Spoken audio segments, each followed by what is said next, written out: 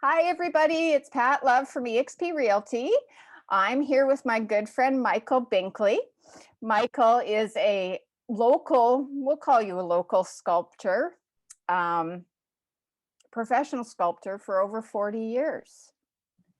And he's also a widely collected artist, very famous. He's been all over the world. He's worked in Italy, Spain, China, and the US. So I'd like to welcome Michael to, we'll call it my show. Hi, Michael. Hello, how are you? I'm good, thanks. I'm happy to have you here, and I appreciate you giving me some time out of your day to share a bit about your business and what exactly it is that you do. I mean, it's obvious what you do, but I'd also like to say that I am a proud owner of a Michael Binkley sculpture because he was very kind. He gave that to me as a gift several years ago. So I'd like to hear more about what motivates you and what makes you do what you do and why sculpting. So tell us more, Michael. Okay, I have had an interest in art since being a little kid, and I pursued mostly two-dimensional art until I was 20 years old. And during that time, I was not intending to pursue it as a profession. But at the age of 20, I had the very good fortune of studying Renaissance and Mannerist art history on location in Florence for 2 months. So I lived in the city, and I'd heard of Michelangelo before, seen lots of photographs of his work, but one of our lectures was in the Accademia delle Belle Arti, and that is the museum that holds the famous David sculpture. And ironically, most people, they flock down the hallway to see him. But in the gallery, you pass 4 of Michelangelo's unfinished works. And those are what inspired me, because I had realized at that time that I could see inside rock, because everyone else was looking at David in all his finished glory. I realized I had this ability to see the unfinished sculptures looking like David, but I had, in my head, I had taken away all the stone that Michelangelo didn't take away from these 4 unfinished pieces. So I came home from that experience and sought out a family friend who taught me how to carve stone. But I think probably more important is this gentleman. His name is George Pratt. He still practices. He's semi-retired. He lives up on Sunshine Coast now. But he taught me how to sell art. And that has been very, very important. I have been a self-represented artist for 40 years. I've dabbled with third-party galleries in the past with limited success. At the moment, I am exclusively self-represented, aside from a few online galleries, which aren't doing very much for me. So it's all me. And so behind me is my gallery. It's in Squamish. It's a utilitarian tilt-up concrete warehouse, but my business partner and wife Michelle and I have made the front part of the unit our show space, where I exhibit my sculptures, and then the back half is the studio where I produce the work. And we're excited because this is an opportunity, finally, after all this time, where I can exhibit my work and then pull open a barn door and show those who are interested where I make it. For 32 years in my old location, the 2 buildings were the gallery and the studio were in 2 separate buildings. And it was very difficult for one to, a lot of people would say, "This is great, Michael. I love what I see, but can you show me where you make it?" And it'd be a Wednesday night on a rainy November, and I'd say, well, you have to put your coat on, and I don't have lights in the backyard, and I don't know if I cleaned up the dog dirt from the backyard. So can we maybe come back on Saturday? And no one ever comes back. But now you can. So I think the uniqueness of this space is going to be the finished sculptures are exhibited in the front, and then close proximity, just take a few steps and you can actually see my workspace. And you asked what it is that motivates me. I'm not sure. I mean, I have it in my blood that I want to produce art. And after 40 years, I'm blessed that I still want to do that. It's not as, what is it that motivates me? It's sort of, it's an innate want and desire inside me. I don't have I don't have a recharger like a Tesla card where I plug in and go, okay, I need more inspiration for tomorrow. It just sort of happens. And if you speak to most artists, they'll say the same thing. There's just so much up here that needs to get out. There's never going to be enough days in our lives to be able to get everything up here out into the physical world, but we try. Yeah, well, it was very interesting that you shared that you could see the sculptures complete, the Michelangelo stuff. And on that note, I am what's called a direct carver. For centuries, stone sculpture was produced in a different way.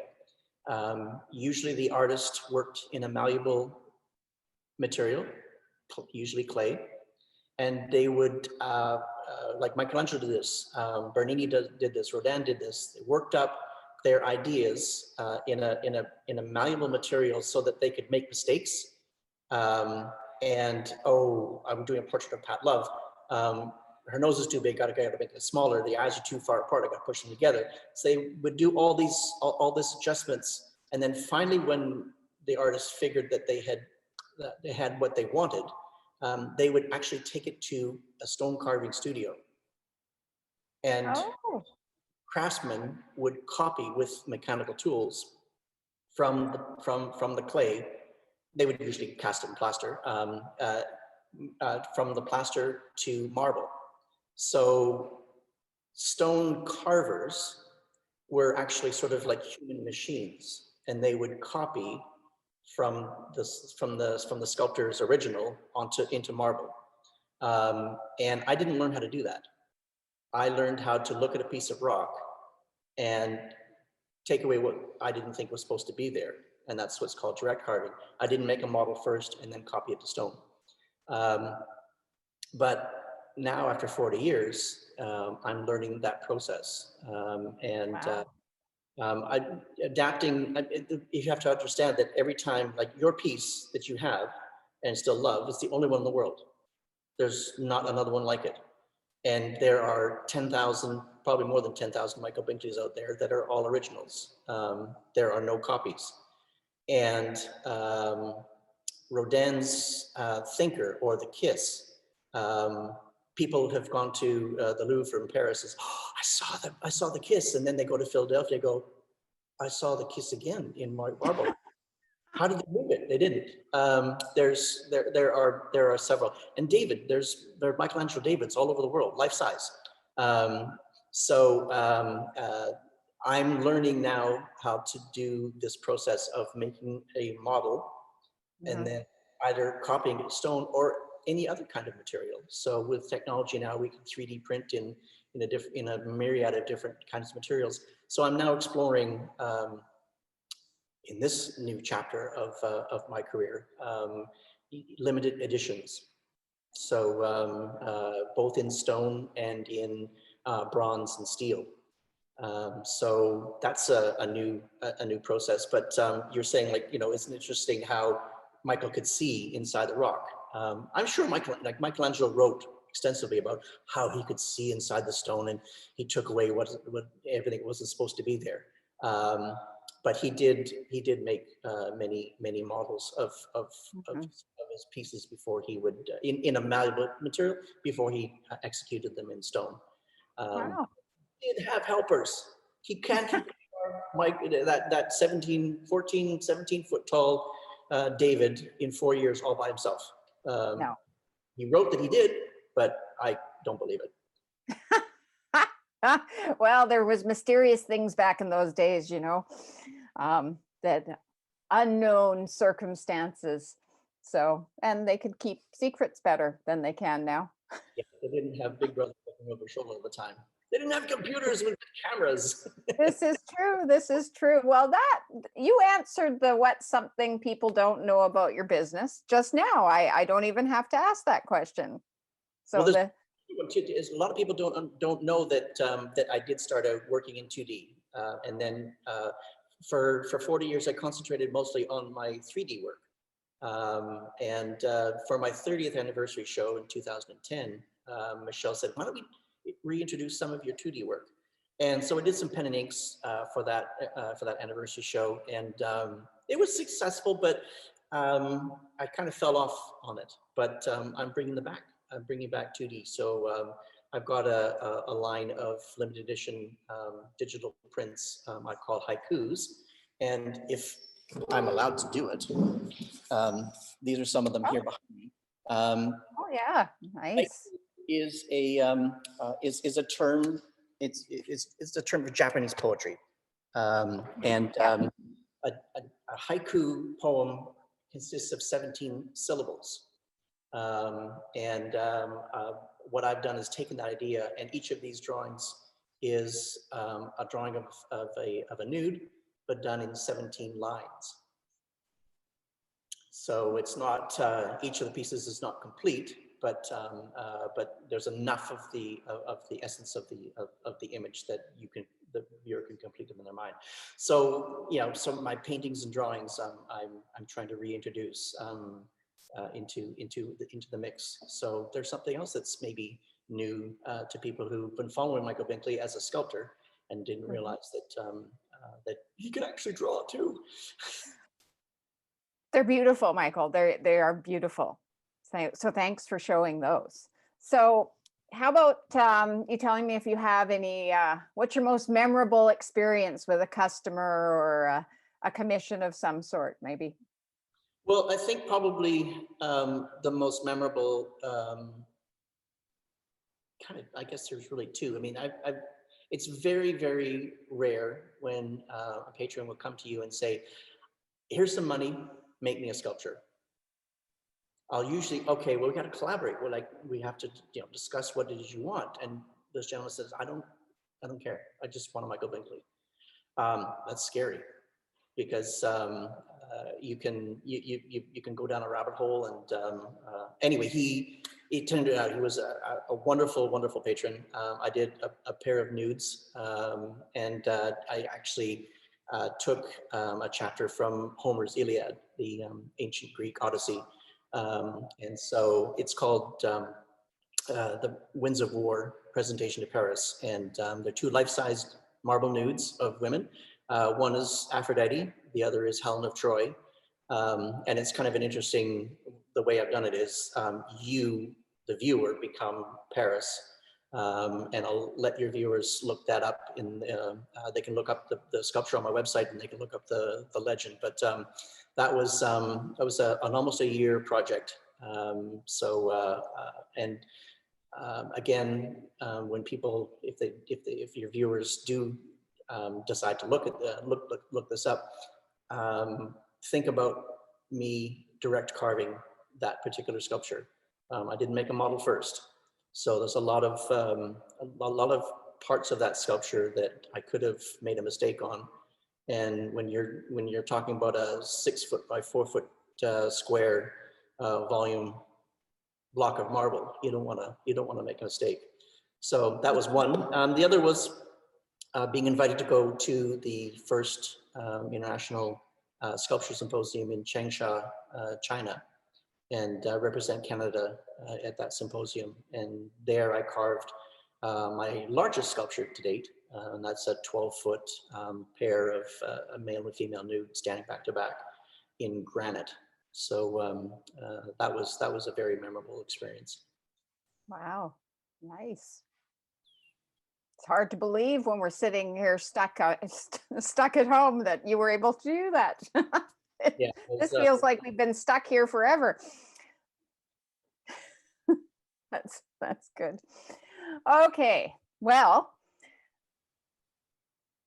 what am I going to ask you now? Oh, let's talk about the touchy feely part of your work. I went to Michael's website, and I've had the piece I've had for several years now, and I used to think that I was a little strange because I'd sit there with my sculpture and I'd kind of feel it or pet it because it's a bird with a pair of smaller birds, and I would stroke it, and it would really, I'd find it calm me down.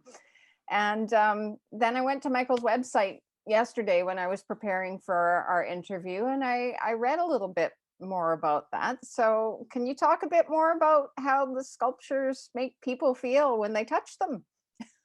Well, it's in my experience, there are in the world of 3D art and sculpture, two mediums that draw our attention in the form of wanting to touch, and those are the mediums of wood and stone.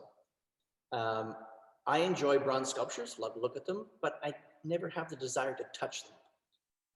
Glass sculptures, same way. These are man-made materials. Wood and stone are made by nature, and particularly stone. I mean, this is an interesting little factoid. Sculpture, and particularly stone sculpture, is the oldest art form known to man. A lot of people don't know that, and a lot of people call paintings art and sculptures as if it was a subcategory or not even part of the art. Art is paintings and sculptures and photography. If you wanted, fine art, that's usually what designates those.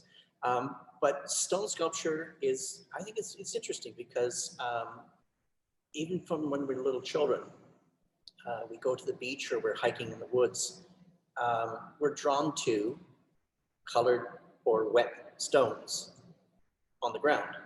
And I still do it now. I love beachcombing, looking for pretty stones. We pick them up, put them in our pocket, and we're always touching them.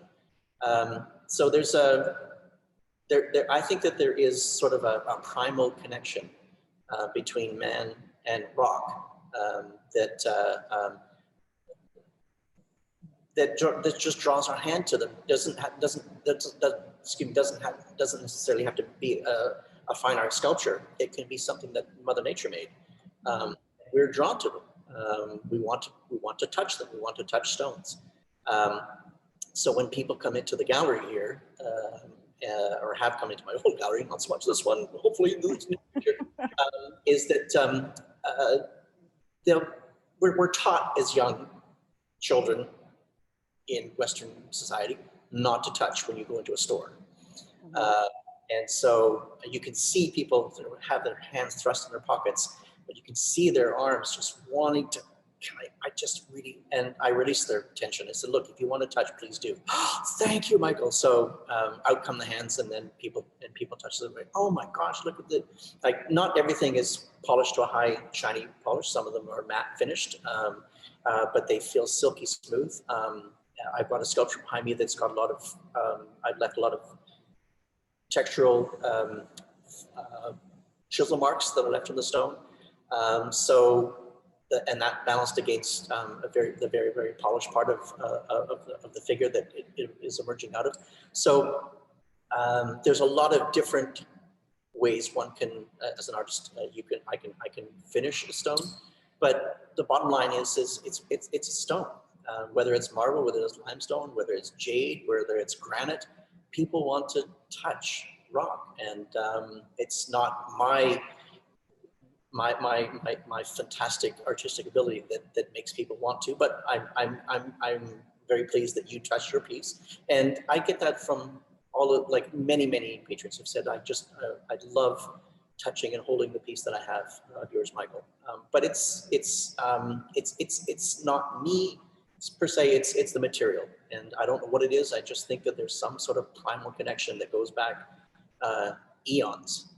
And we've gotten away from our connection to the earth so much, you Yes. know, and I think we do need it. I mean, I think about as a child, I would pick up rocks and I'd have them in my pocket, and I'd be, doing the thing, worry beads or whatever, that kind of thing. It would soothe you, right? I mean, Yeah. it's like there's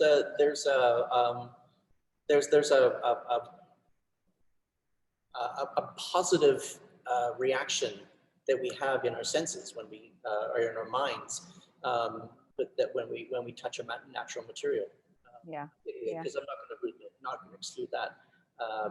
You just can't sort of like do this to a bra. It's like cold, it's hard, it's man-made. But Yeah.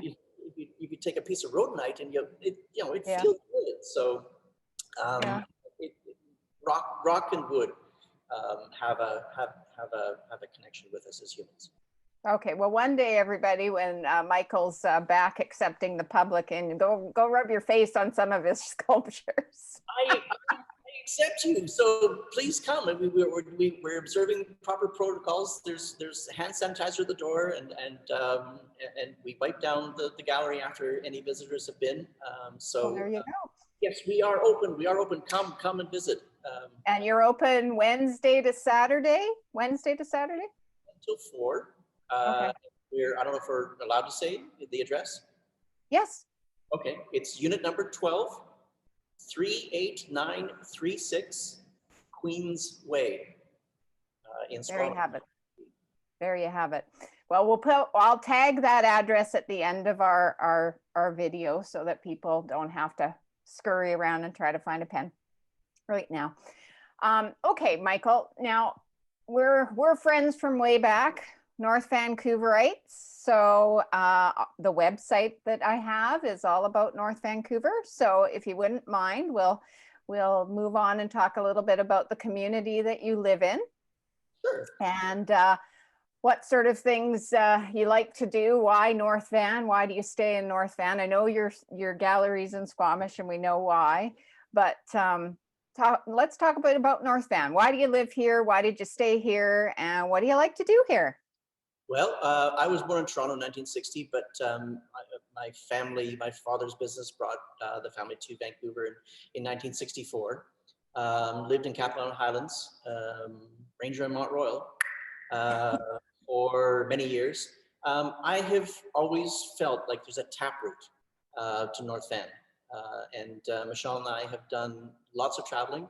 And we're fantasizing about, in our retirement years, going to someplace else. But we've always been drawn to North Van. Michelle and I lived in Moodyville, just east of Lower Lonsdale, for 32 years, and loved it there. Now we live in Lynn Valley. So why is it that we didn't go somewhere else? We've just always had this desire to stay in North Van. Michelle is one of the very few people who is born and bred in Vancouver. So she has always lived her whole life in North Van. We love the close proximity to Lynn Canyon Park for walking the dogs and just peace of mind and walking in amongst the forest. We are food lovers. So, and because of Michelle's mother's side of the family being from India, her mother was born in colonial India. There's a penchant for Indian curry. So we love Palkis on 15th, East 15th in off Lonsdale, as a place to go for a good Indian meal.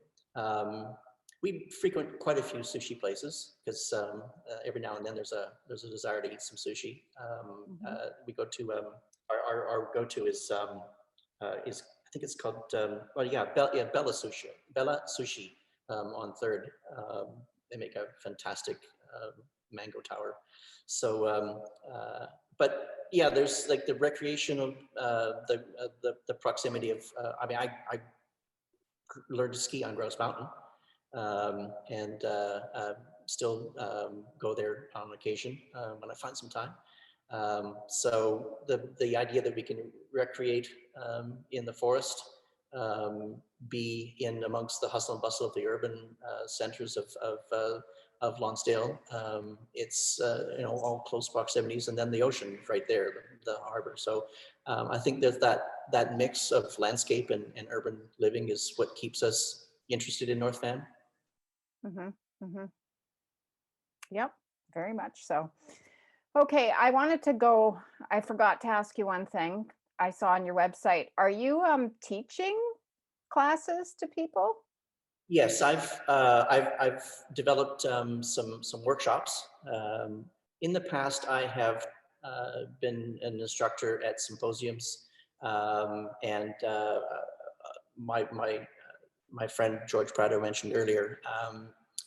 He and I developed an intensive 5-day workshop that we presented 3 times.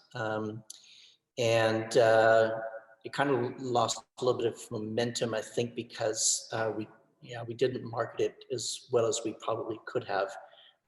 But a lot of times I will get a request, geez, Michael, I like what I see. I don't really want to buy something, but I've always thought it'd be interesting to learn how to carve stone. And in my old location, just didn't have the space to do it. So I tell them, look, I'm doing a workshop in Sorrento next fall. So, if you want to, Sorrento, it's so far away. So you'd lose the interest. But now I have a lovely big studio space. So now I can entertain the idea of teaching. And I'd like to, Michelle and I are thinking, after 40 years, it'd be nice to be able to give back to the community in a bigger way. So I've got them advertised on my website that I will do 2 spurts, one in the spring and one in the fall of a month of workshops teaching you how to carve stone. You can be like a neophyte, a true beginner, or you can come with a little bit of experience or a lot of experience. So there's different levels of workshops that we've developed. So yes, I am eager to try that. Again, because of COVID, we've had to sort of pull that back. And as a matter of fact, I think I've got to update that. Michelle and I have decided we're probably not going to do it in the spring because the interest and the virus is just not conducive to people being comfortable working in close proximity with each other. So we're hoping in the fall we'll be able to have and host people for workshops if they're interested. So I am making a foray into that. Yes. Well, that's very cool. I'll wind us up now because I don't want to take too much more of your time. I really loved reconnecting with you and learning more. I mean, you're friends with people for years and you just sort of take things for granted. So I really enjoyed learning more of the details of your business. Thank you. Well, I'm very appreciative that you took the time to come and visit for a little while. Yeah, well, I'm going to come up there and have a look and, touch some sculptures very Sure. soon. Okay. Thanks, Michael. Okay. Thank you, Pat.